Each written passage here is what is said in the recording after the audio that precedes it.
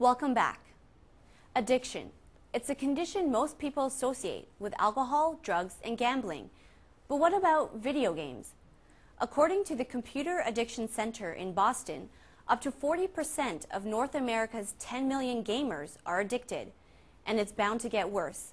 With the growing popularity of online gaming, video game addiction has become a legitimate health concern. Giovanni Paola has a story. You easily become addicted to it. It does actually exist. You get that gratification. It feels good. There's definitely a pull to keep playing it. You completely forget about the outside world. You get that feeling of elation. You forget about all your problems. You feel like coming back and doing it again.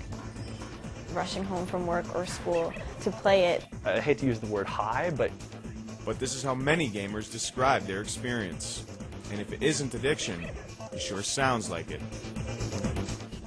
Video gaming is taking over the entertainment industry. Already it's worth $7 billion a year in North America, and it's growing faster than any other sector. Faster than movies, faster than music. But it's also taking over the people who play them. Carol Bennett is the owner of Head to Head Internet and Gaming Cafe. It has seen a 10 to 15% growth in the number of gamers since last year. Lots of people have consoles at home, but they keep upgrading. It gets expensive, so in my business, an internet cafe, we can give them the newest games right when they come out, as opposed to them having to wait. Christine Greaves is the president of the Western Electronic Gaming Association, a club at the University of Western Ontario that has doubled in size in 3 years. She says gaming has entered mainstream culture because, unlike the past, the complexity of games today brings people together.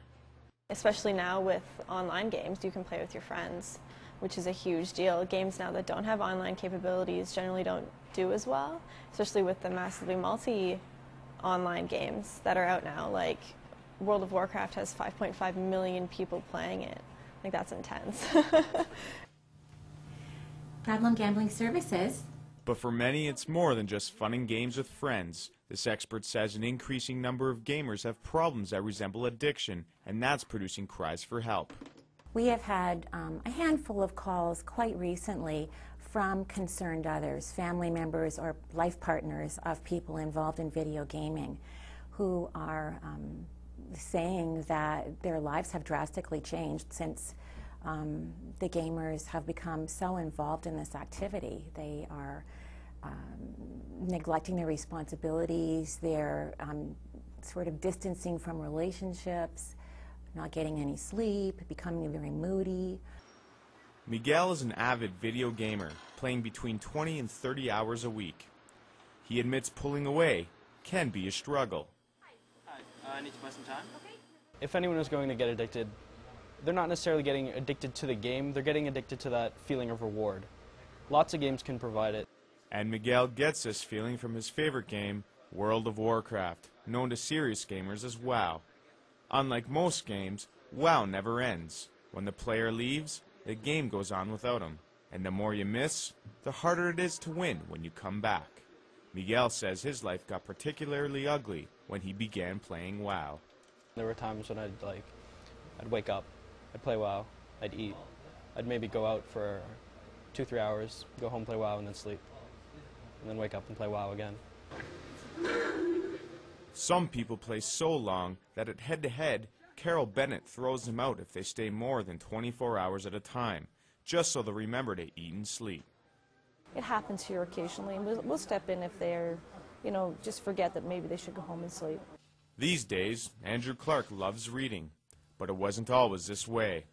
For Andrew, gaming did get out of hand.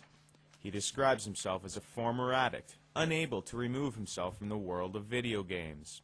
At the time, he enjoyed Counter-Strike, a game where the player completes a series of levels, known to gamers as maps. it makes you feel good, and you want that feeling over and over again, so you'll spend a lot of time trying to get that. You'll wake up and be, oh, I want to play a couple maps so that I can just get that little fix in before I go to school, and then be at school thinking about playing. So you sit there and you're like, oh, well, I'm going to go home and play this map, and I'm going to try playing it this way, and you start thinking about it, all the time, and it takes up your free time, and find myself doodling the maps in class and trying to think of different ways that I can do things, and it was really bad. Like, I mean, I'd come home and I'd start playing video games as soon as I got home from school. I'd play until dinner, and I would play after dinner until I went to bed, and then I'd get up and do it over again. I mean, it was a lot of time. Orvidas says many of the symptoms Clark experienced are similar to those of gambling addiction, and she expects the number of gamers with problems to rise. The more accessible an activity like this becomes, I would expect you're going to see people with difficulties. And look at internet gambling, for example. It's right in your own home. It's on your computer. We're seeing more and more people with internet gambling problems. Well, what can be more accessible than your computer at home for video gaming? And this has become a serious problem for many people. Sherry Myro is the founder of GamerWidows.com, a website dedicated to couples who have video game problems. Sherry and her husband were both addicts. She created the site sick of watching her marriage crumble. It provides support and advice for people in similar situations, and its impact is being felt. In a year, it's helped 900 users desperate to save their relationships. People have sent me private messages and emails thanking me for creating this site, because if it wasn't for this site, they would definitely be divorced. Still, there are many serious gamers out there who don't let video games take over. Diana Carter plays the piano, but she also plays 60 to 70 hours of video games per week. She will not call herself an addict. She says she is able to maintain an active lifestyle, and she's even completing her PhD in linguistics. It depends on you. I mean, if you can't be bothered, then you're not going to get anything done. I play a lot, but yet I still have some self-control. My whole life it's been that way, where I have a goal, I set it, and I do it. Diana is also fluent in Spanish, French, and Italian, and there may be a link between that and her gaming.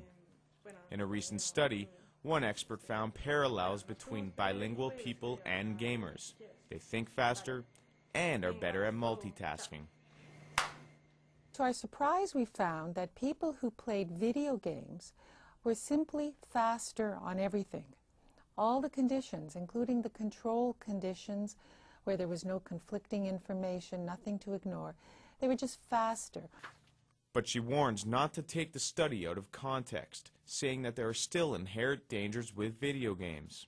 I think the risk is that there is a culture around which this does become addictive and takes time away from more worthwhile activities. Okay, so Kuwait is this little country. Andrew realized these risks and began to pull himself away from video games.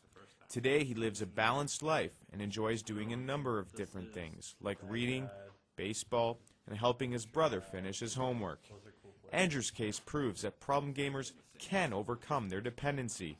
As I started to focus more on school and in my attempts to get into university, I had to increase my academic workload, basically. So I found myself reading more and just doing things like that. While Andrew overcame what he believes was an addiction, it might not be as easy for others. With few facilities that treat problem gamers, it's bound to get difficult to simply walk away. For 30 Minutes, I'm Giovanni Paola.